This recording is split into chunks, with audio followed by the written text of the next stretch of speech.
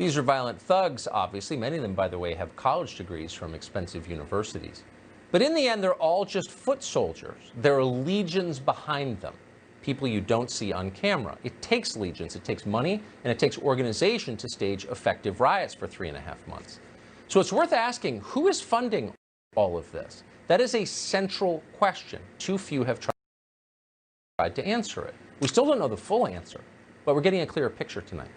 Last night, we showed you footage of a U-Haul truck in Louisville full of rioting supplies, a mobile armory. Watch the mob descend on that U-Haul within minutes of the grand jury's verdict.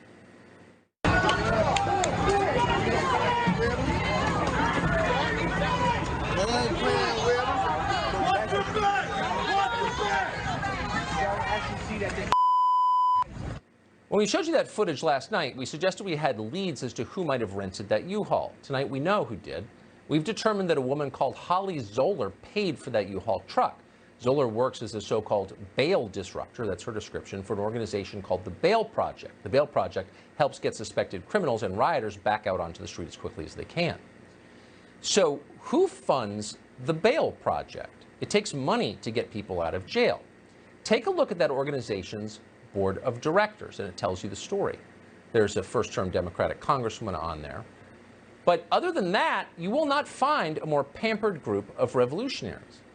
One board member is a woman called Lisa Gersh. She previously served as the president of strategic initiatives at NBC and a managing director at NBC Universal. She also was the CEO of Martha Stewart Living Omnimedia.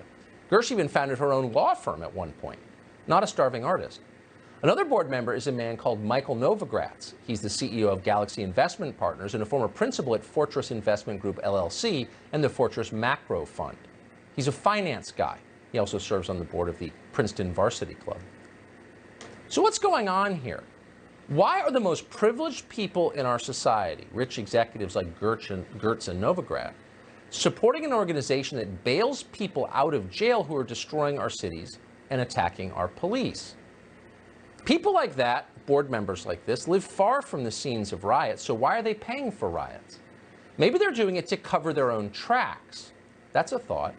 America's core problems are not racial. America's core problems are economic. A small group of people have a disproportionate amount of money. Everyone else is getting poorer. For the majority of the population, the American dream is dying.